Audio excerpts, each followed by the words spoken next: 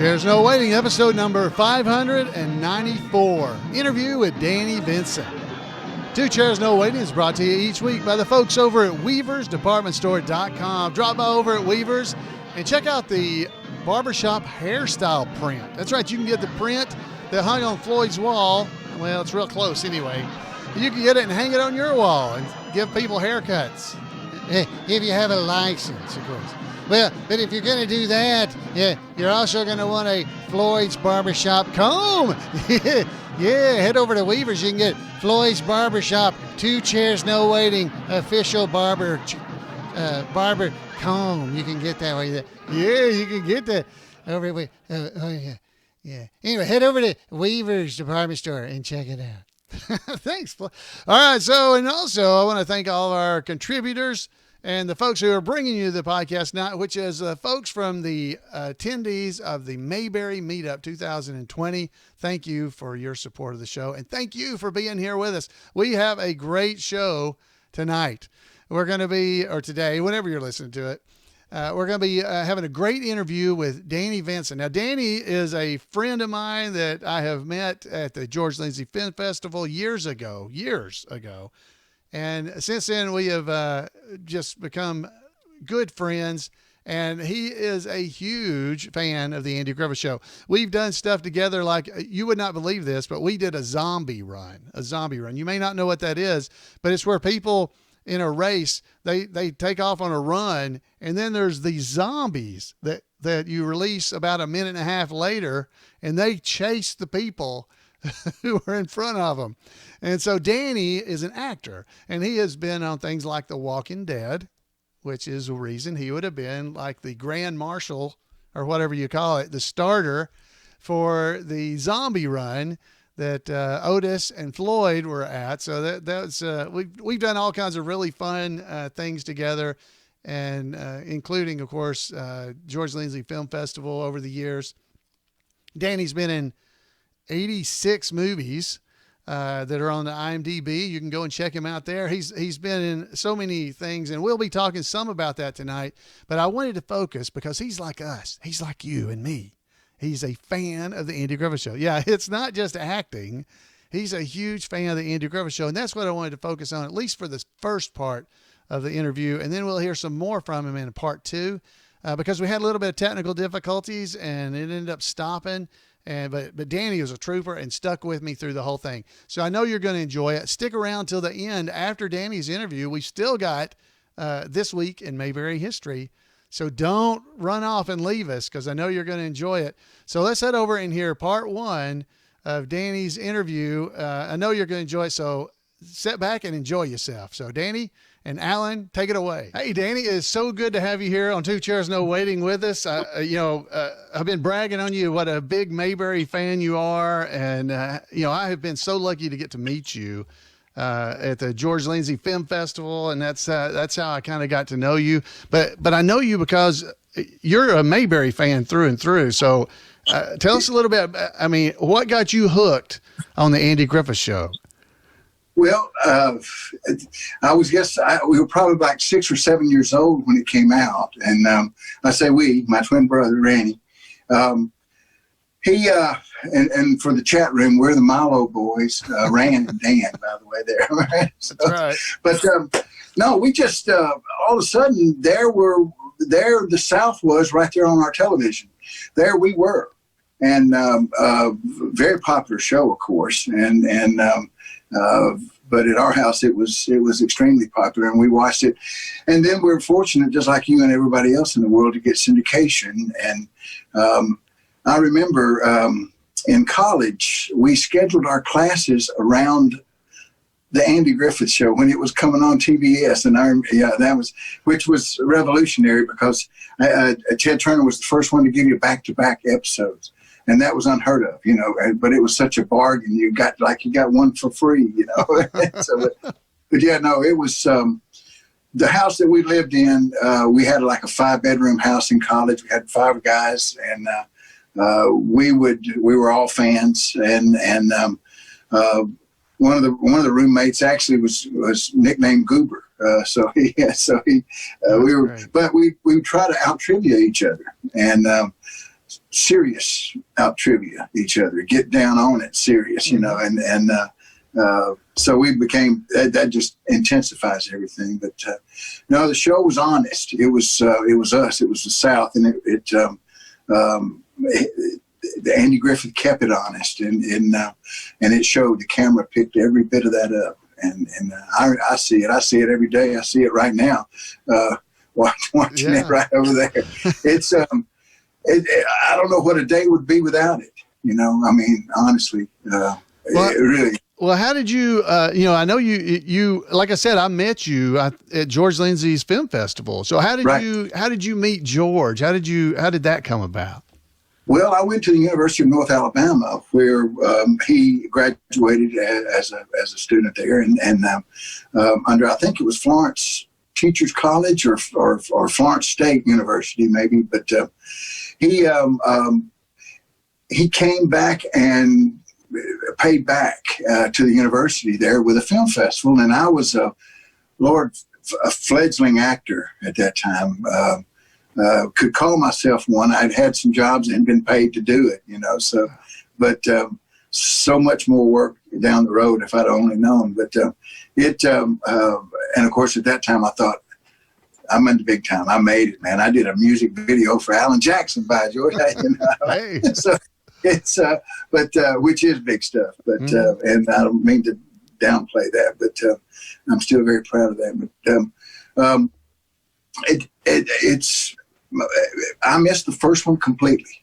Missed it. Didn't even know it existed. And I'm driving back actually from Nashville from an audition to a Toby Keith audition, a music video audition. And I hear a replay of WSM radio interview with George talking about he's going to be on this weekend's Opry. And he mentions the UNA, George Lindsey UNA Film Festival. And I thought, give me a break, man. So when I got home, I got my contacts back home in Florence there to check everything out and find it. And sure enough, and so I started just coming as a guest, just showing up, and realized that, I've got a dog in this hunt, so I can maybe help out a little bit. And I've been on the advisory board now for, I guess, Lord, 19 years, something like that. But, and of course, through him, the Lord works in great ways, Alan, as you know.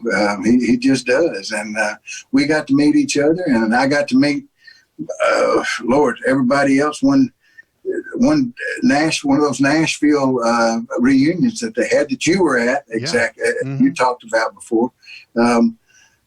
I went as a guest, again, out in the audience, sitting there watching it all happen right in front of my eyes. And Don Knotts was there and did the choir skit and the baseball skit. And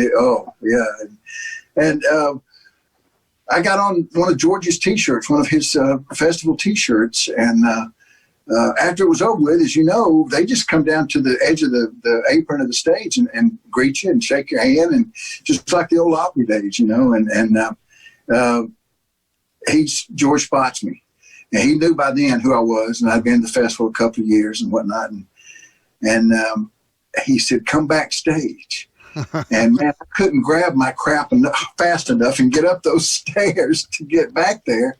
And there was a guard that stopped me, and he said, "He's with me." And boom, man, I'm with him, So, oh man, Thelma Lou hugged my neck, and I got to shake Ernest T's hand, and the Dillards, and met Don Knotts, and got Don Knotts was, and as being an actor, I have to say, one of our rules that we have to go by is that we can't be starstruck. You don't do that. You can't. You got to work. You're in a working situation, and they're an associate. And of course, I wasn't working, but Don Knotts is the only one that I've ever been tongue-tied, spellbound, just in awe of standing there looking at him, shaking his hand. I couldn't believe I was there. It was, and George, bless his heart, I miss him so much. I got to know him for last 14 years of his life, and like I say, that's how I met you guys. Met you and Kenneth and all those great trivia artists. it's like I say, being an actor has kind of opened up the last half of my life, really and truly. I got to do and get to do so much stuff, so many things, meet so many people. And, oh, yeah. And this is part of it, of course, and then found the podcast. And here we sit. This podcast isn't quite like getting to go backstage at the Opry and see Don Knotts and Betty Lynn and everything. So as a fan of the Andy Griffith Show, I mean, just hearing you tell that story, I'm just fired up for you, because that is an experience there, getting to go and meet these people and have George is introducing you or taking you around with them. I mean, yeah. He's showing off that T-shirt, man. George. He would have been a great salesman. Of course, he was a salesman. That is great. He's a great friend, great good guy. We had some great talks and great advice. I remember once I had to read for a bad guy. I never had read for a bad guy. And I knew he had done some Westerns and done that. And I just asked him straight up. I said, is there a trick to it, or is it just another deal? And he said, no. He said, there's a trick to it. He said, you've got to kind of step out of your shoes into somebody else's. But he said, listen to that director. All you got to do is just listen to that director. And I hear him right now. And I pass that advice on to you, young man. You're about to enter the world of cinema. Yeah. And I'll tell you the same thing he told me. Just listen to your director and then just let it all fly, But it's he understood. We understood the language. He knew where I was coming from. I knew what he was talking about, and we had some great talks. We would play. He liked it. I don't know. You noticed. You knew George. Oh yeah. He would like it he'd love it when you quote one of his lines out of stuff. Yeah. Oh man. That's right. Boy. I remember we were at a presidential meeting right before one of the festivals one night. We were at the president's house and had a big cocktail party and everything, big fancy. And he come up and asked me, he said, man, have you tried any of those little crackers with the chicken salad on it with that half cut of grape on it? I said, yeah. I said, I sure have, George. I said, those are good. And I said, Helen and Andy asked me to stay and have a sandwich. And he just lit up, and it was like I opened the door. Now, one of the things about George, he did a lot of the actors didn't necessarily remember their lines from the show that much, but George really did. He would appreciate it when you said a line to him that he had said out or something. Yeah, he knew that he had said that, and we were doing Pucka Pucka. And that those series of little, and I was saying Chawee, and he said no, it's Chawee, and I had to get it right. That's right. Are we blinking out? Looks like no, you're good. Yeah, no, that's great, man. He was so neat. Now he told you a story about when he lost the Gomer Pyle. He was up for the role of Gomer, and he lost it to Jim Nabors, and he told you a little story about that. And well, I asked him again on the actor side. Once I knew him good enough, and felt like I could get away with it without him hitting me, or whatever, because I know it had to be a sore spot. And I asked him, I said, what did you do? And he said, well, I had just bought a new color television. Back then they were, bought a big, huge one of those console jobbers, one of those big boys, And he said, I came home and I put my foot right through the picture screen. Mm. He kicked it in. And he said, my wife thought I'd gone crazy. And he said, I guess I did just a little bit, Yeah. And, but he then immediately followed that up with, but Andy Griffith had other things for me. Yeah. He never gave up on me. He was on my side. He kept, those positive remarks coming out, and he kept me on the payroll. I'd come in and do table reads and be kind of a technical advisor on country and Southern. And I thought how slick that was, man. He had to know, Andy had to know that was fixing to crush him, and what in the world we're going to do, what we're going to tell him, how. And normally, I guess you would think of going totally opposite direction of people like that in this business. And here he stayed with it, and it was his godsend. It was his. I mean, it turned out pretty good for Goober. I mean, now he wasn't ever Gomer Pyle, he wasn't that, but boy, Goober is pretty good to George. You and I have had this conversation about, like Tom Selleck. I think we talked about Tom Selleck was originally offered Raiders of the Lost Ark, and he turned it down. Now we can both see him in that role. For sure, it'd have been totally different, but that's Harrison Ford's role because he didn't get it. That's so that the way it works out is George was not supposed to be Gomer Pyle. As it turns out, Lord had other things for him. And sometimes it's a tough delivery, but you finally understand it later. You've gone through that. I know I have too. But it's my first movie that I ever got was a disaster. It was U.S. Marshals with Tommy Lee Jones, and I was playing part of a state trooper.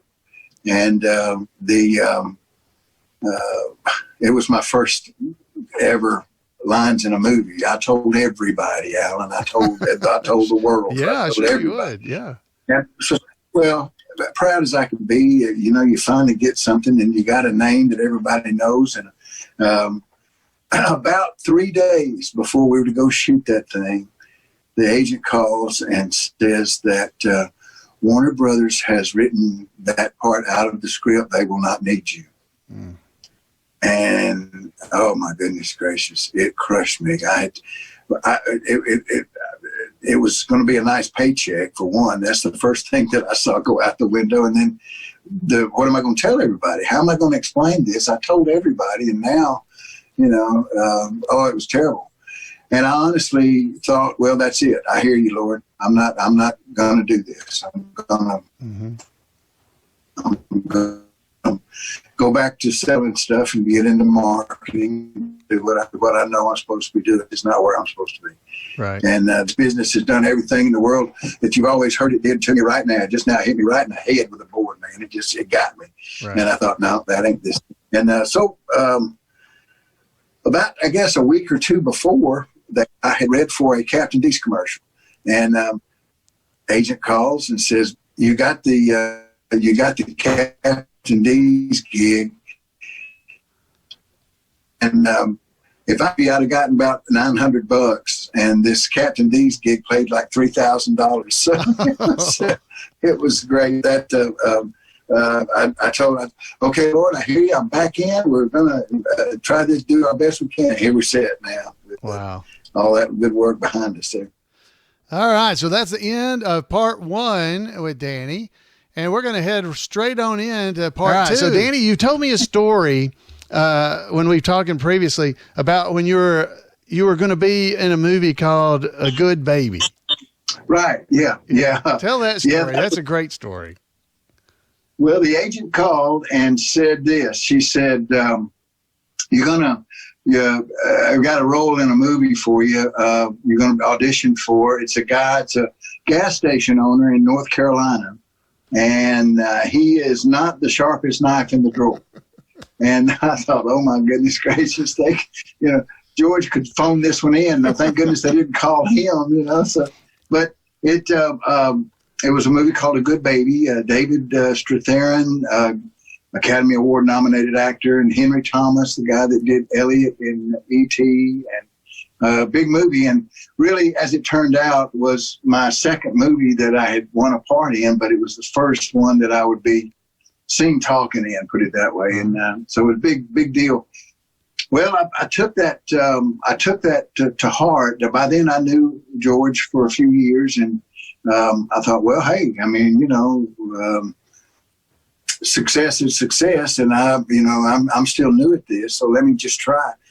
And so I did a couple of his mannerisms, the way he stood, body position, posture, and of course the Southern delivery was easy. We were in Asheville, North Carolina, roughly around in that area, and next thing you know, I got the role. But so we went to shoot it, and I asked wardrobe for a couple of things that were George related.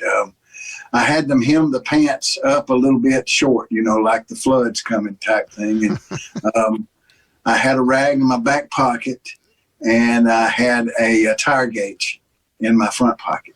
And they said, yeah, to everything. It was no big, nothing big. And but I've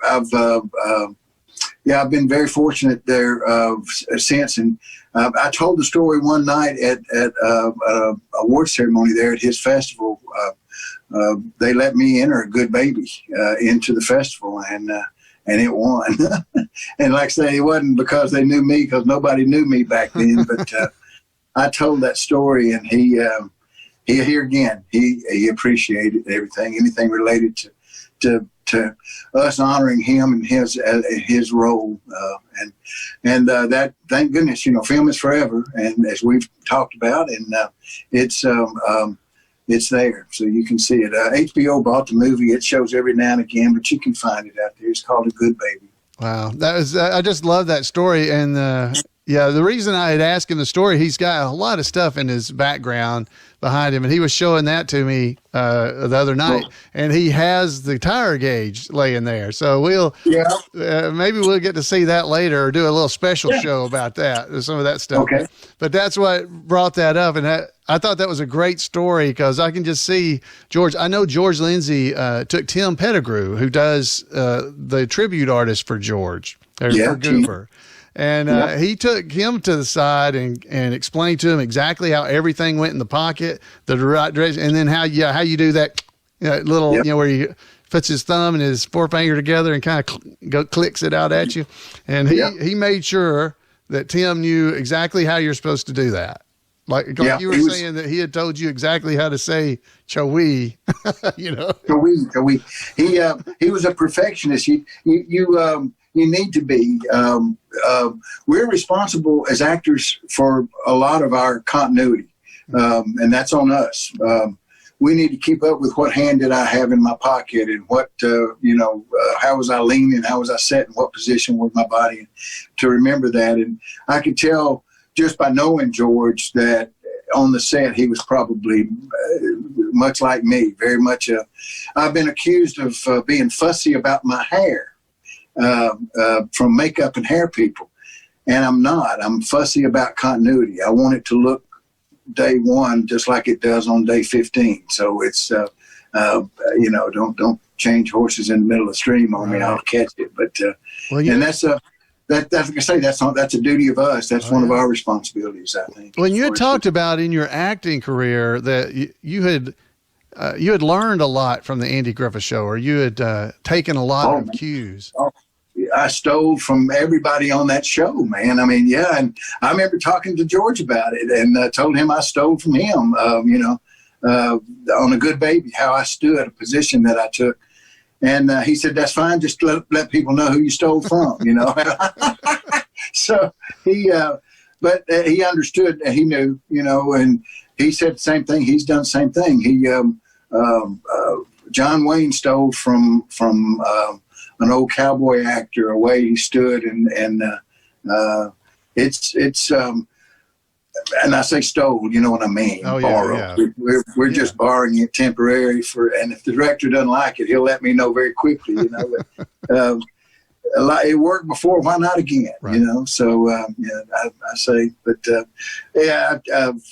Andy's method and his pauses and his he talks like we talk, and I mean, duh, I get a lot of Southern characters. I don't know where that comes from, but it's I read for a lot of good old boys, and his exaggerations and his stuff. It's in everything I've done. You can go see it and find it. I see it. It's walk the line. I remember using a Southern term and in a rehearsal. You only have two chances to do this and get away with it, is at an audition and at a rehearsal. You can't do it while they're taking it. But and I did it, and here comes the director, man. Right after I did that, he came up to me and he said, "Are you from the South?" I said, "Yes." He said, "Throw in as much of that as you can, all that Wrecking Winds and stuff like that. So that's in the film. It's stuck. Hotter Than a Pistol, and that's Walk the Line with Reese Witherspoon. And she understood it. She was from Nashville. She knew good and well what I was doing. So, yeah. It's kind of like, I think you and I have discussed sometimes saying Coca-Cola or Coca-Cola. Yeah, it's Coca-Cola. Yeah, that's right. Coca-Cola southerns it up real quick. That's right. And all you Southerners out there will understand what I'm talking about. That's exactly right. We do, completely. So which one of the Andy Griffith shows is your favorite? Do you have one that comes? I mean, are you like me where it changes every day or two? But well, it's weird. I liked the Scary House, the haunted house. The haunted house up until, for some reason, I know it's like it just changes. I guess I don't know, but for some reason I liked it. But when I started acting, I started noticing how I enjoy exteriors. That's shooting outside instead of shooting inside or trying to fake it in a studio or a sound stage or something. I like going outside. I like watching Gunsmoke when they shot outside. They did all those exteriors. So the one that I can think of is and this is it's not a famous one. It's not a popular one or whatever, but it morally, it's got a good moral to it. And of course, all of his do, but it's the Robin Hood episode with the bum out in the woods. For some reason, that evidently, man, that Franklin Reservoir must really have been something in its day, and I'm sure it's still there. But I've seen it in Dennis the Menace and all kinds of shows from out that way. But I hope Stark and them are able to put some of that in Mayberry Man, just because. Right. Yeah. And if the viewers don't know, that's that lake that they film on the opening of the show. Oh yeah, Myers Lake or wherever Andy and Opie were fishing. Anyway, I guess never really said which lake it was, but yeah, I've been there. I went with my little boy Adam when he was little, about Opie's size, and we actually videoed myself and him, and he ran up, got the rock and threw it. Oh man, that'd give me chills. See, that's like standing backstage holding Don Knotts' hand, going, I'm holding Don Knotts' hand. I'll never forget that. I was so speechless. Well, I told that similar story that, I told about, he was wearing the salt and pepper suit, and I said, can I touch it? And he just kind of grinned and raised his arm up for me to touch it. He's thinking a grown man's wanting to touch my suit coat. What's wrong with him? That's it. Hey, you got to touch it, man. Hey, I'm jealous as all get out. Yeah. He had that suit on back there, but I never thought about the suit. And I thought, well, you're lucky to even be standing here, So. But shoot fire. Well, I don't know. It's just been like I say, a day without something about the show is just there's something missing about that day to me. It always just has been, and that's 60 years now. Well, and I think the people who listen or watch this podcast, I think we all completely understand that, because boy, I've been doing this podcast for almost 12 years, and we've got a lot of listeners or viewers that have been listening for that whole time. So I apologize to all of them, but thank you. But it's just, I don't know. There's just something about it. It just makes you smile, relieves the stress, and you feel good when it's over. It's something is happy.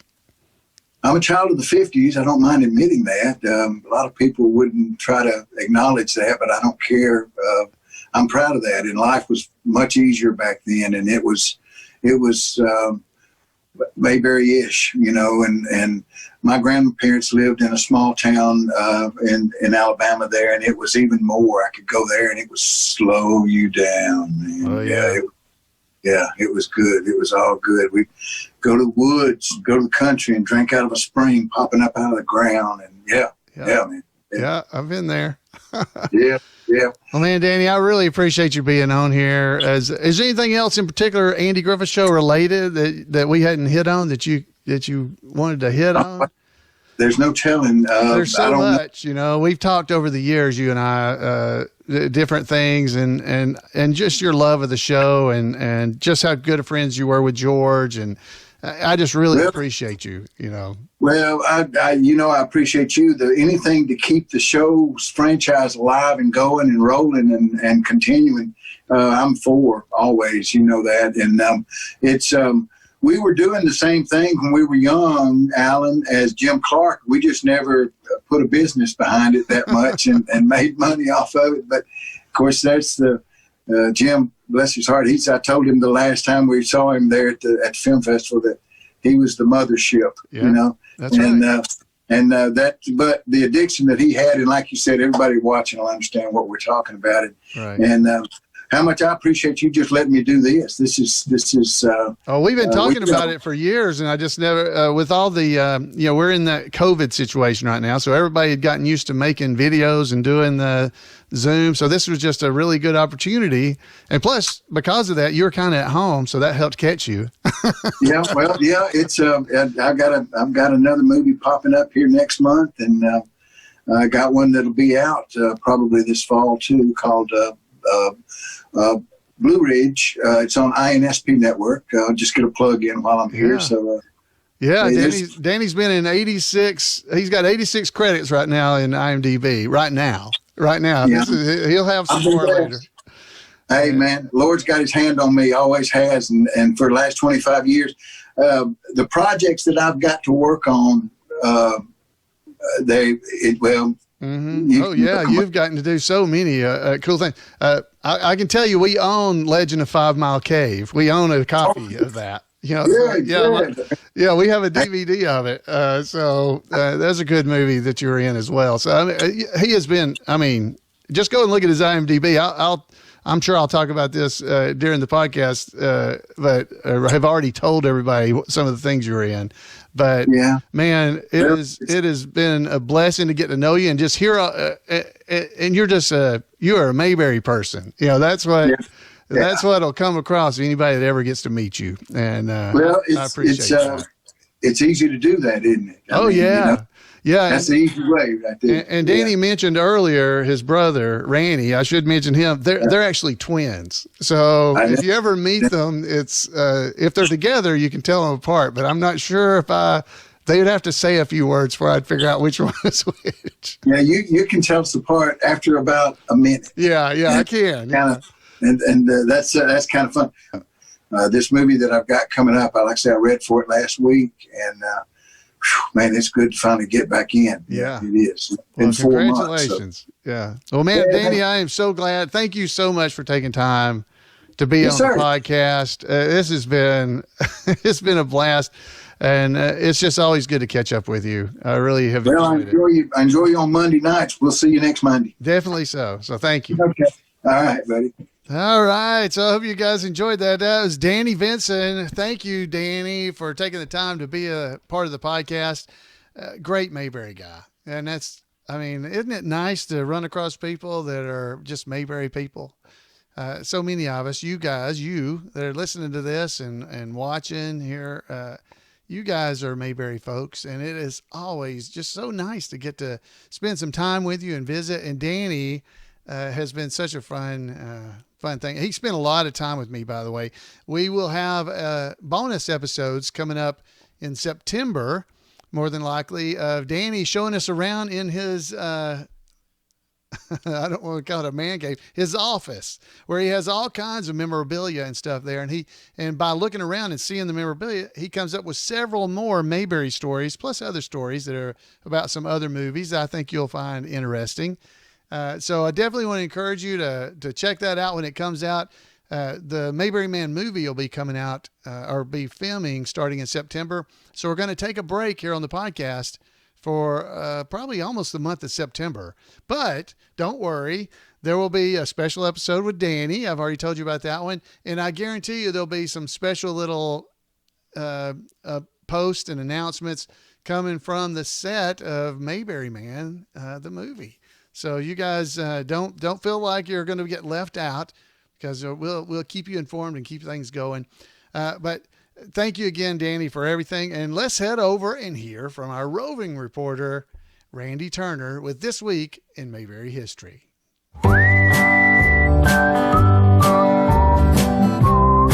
Welcome to This Week in Mayberry History, a report by special correspondent Randy Turner of the Gomer and Goober Comic Book Literary Guild of the Mayberry Historical Society.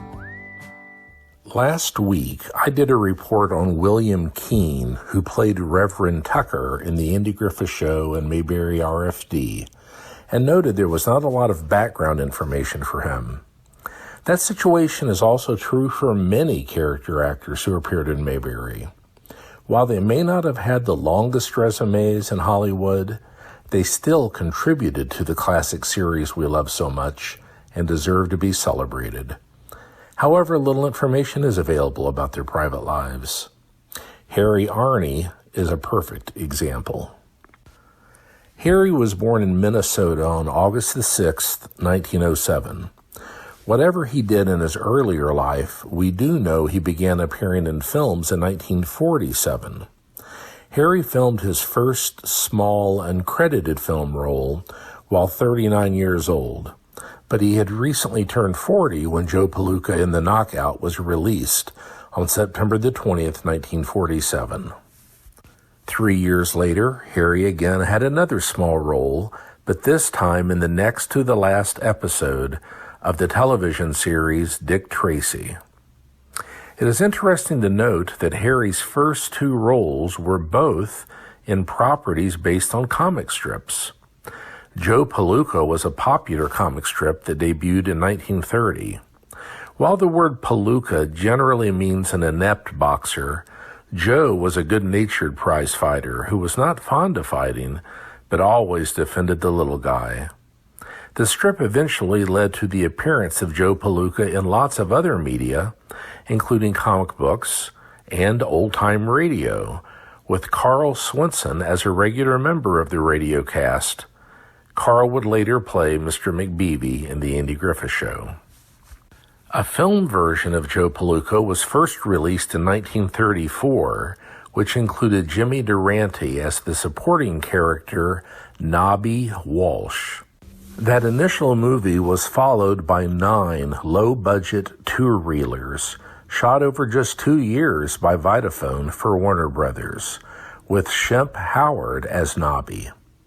When Joe Palooka returned to feature films in 1946, they were shot almost as quickly as the two-reelers. 11 films were shot between 1946 and 51. Harry's small role in his film debut was in the third of this franchise, released in 1947 after the first two had both been released the same year in 1946. Harry's television debut in an episode of Dick Tracy was just one of the many media in which the hard-nosed detective appeared. Inspired by Eliot Ness, Dick Tracy debuted in the comics in 1931. Over the character's history, he's been heard in old-time radio and on a special children's album with Don Amici voicing the character. Dick Tracy has also appeared in comic books, regular books, films, and television. The first television series was the one in which Harry appeared. Harry did most of his acting in the 1950s. He had a small part in the 1952 Western Bend of the River, starring Jimmy Stewart, Aunt Bee's favorite actor Rock Hudson, and Julie Adams, who would later play County Nurse Mary Simpson. Chubby Johnson, who would play the feuding Mr. Carter, was in the film, and Francis Bavier. No wonder Rock Hudson was Aunt Bee's favorite. In films, Harry tended to play bit parts or even background actors, such as appearing as simply a spectator in the 1956 Rocky Graziano biopic, Somebody Up There Likes Me, starring Paul Newman in the title role, and also featuring Everett Sloane, who would later appear in Mayberry as moonshiner Jubal Foster. Harry appeared twice in another comic strip and comic book vehicle, showing up in a 1957 and then a 1958 episode of Adventures of Superman. He had roles in episodes of the anthology shows Damon Runyon Theater and Cavalcade of America. Harry also appeared in TV series such as Gangbusters, The Loretta Young Show, and The Thin Man. He ended the 1950s in an episode of The Lawless Years, where he played Benny the Bum. After this, Harry was cast as a vagrant more than once. Harry only appeared 3 times in the 1960s. In 1961, he was in an episode of North to Alaska, and in 1962, he was in The Interns as an elevator operator. But in 1966, Harry had the chance to shine in the role of a vagrant. Harry's more pivotal role was in The Andy Griffith Show, in the episode The Barbershop Quartet. Harry played Kelly, a vagrant whom escaped prisoner Jeff Nelson ran into after fleeing from helping Andy in a barbershop quartet competition. Kelly had previous dealings with Andy and related how humanely Andy treated others, causing Jeff to reconsider what he had done. Harry only appeared 2 more times on screen, both in the 1970s. He had a small and credited part in the 1973 TV movie The Blue Knight. His last role was as Bum Number 1 in a 1975 episode of Policewoman. Harry passed away in 1984. Well, that's it for this week. As always, thanks for listening, and remember to take care of yourself, care for one another, and take Andy's advice and act like somebody. Wow. Thank you, Randy, for that great report. I always learn something from Randy. If you want to make sure you don't miss out on any of the great stuff he's doing related to the Andy Griffith Show, send him an email at turnersgrade@gmail.com, turnersgrade@gmail.com, and he'll make sure you don't miss out on any of the fun stuff that he's doing around the Andy Griffith Show. Thank you, Randy. Randy. Thank you, Randy and Danny. Yeah, there we go. I think I tried to mix their names together for everything y'all did tonight. A lot of great information provided by these 2 great guys during the podcast. And man, I just appreciate all the time both of you spend just giving us a little bit more Mayberry in the world. So Danny, thank you for all the time you spent. He had some technical difficulties. I mentioned it in there where we lost connection and then we reestablished the connection and then it went fine. We had talked over on Zoom an hour and a half one day, just as a pre-call, basically, just us visiting, really, and never a problem. And then when we start trying to record, of course, we ran into problems. But Danny stuck it out with me, and we got some really good stuff. And we've got another, 30 minutes of information that he's going to provide later. So be watching the 2 Chairs feed because it'll show up in there. And we'll get to hear some more from Danny probably over into September. So sometime in September it'll post and we'll be able to watch it. I'm saving it because it's good, and since we're going to take a break there in September from the podcast I want you to still have some stuff that I know is good coming towards you. And I did talk to Randy about his about taking the break, and he said he didn't mind. I guess he's had, it's a lot of work for what he's doing too. So thank you both. Thank you all for sticking it out. This was a little bit of a long episode. I would love to hear from you. If you'll give me a call at 888-684-8415. I'd like to hear your thoughts. What'd you think about Danny's interview? What'd you think? Did you enjoy it? Love to hear it. I'm sure Danny would too. So give me a call. 888-684-8415 or email me at floyd@imayberry.com. I'd love to hear from you. You can head over to 2chairsnowaiting.com. That information that I just gave is there, and you'd be able to find it and send me information directly from there as well. So guys and gals, thank you for being here with me. It's always fun to have you as we just spend some time in Mayberry and visit. So until next time, everybody, have a great Mayberry week, and we'll see you here on 2 Chairs.